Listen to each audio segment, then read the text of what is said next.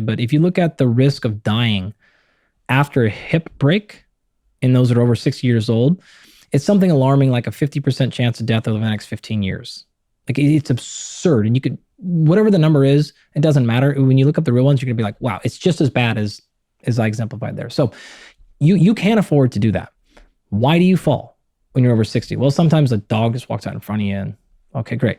But the things that you can control, you can't lose your balance. You need to train balance. Okay, great. Secondly, if you lose your balance, you need to have the foot speed and the hand speed to move your appendages out in front of you to stop that fall from happening, right? This is a foot speed. This is a hand speed. Mostly, since your legs are the way that you interface with the world most of the time, we always start with our lower body, right? We can't have bad knees, can't have bad ankles, and we can't lose foot speed and power. Let's assume that freak accident happened. You had a slip and you had the ability to get your foot out in front of you when you're falling. Right? So you're tripping, you're falling forward, and then you flung your right foot out in front of you and you planted it to stop yourself from falling so you didn't smash your hip. You then need to have the eccentric strength to stop yourself from collapsing on that foot. So you had the foot speed to get it out there, but did you have enough strength to actually stop yourself from falling? Physical strength is one of the strongest predictors of mortality of any metric in the entire world. The only one that is sort of close to it is your VO2 max.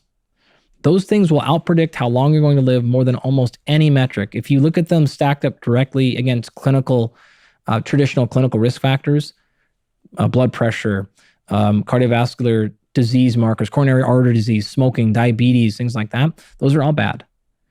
But leg strength and VO2 max typically will predict survival rate more so than those other markers.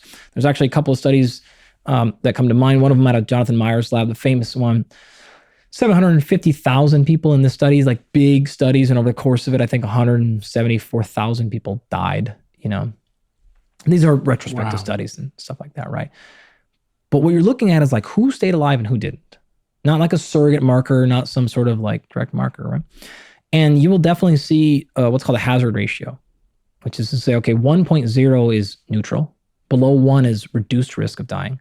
Above 1 is increased risk. And you'll look at things, you'll see smoking and diabetes put you at a HR of like 1.3, 1.4. So 30% increase hazard ratio, 40% increase. Like that's not good.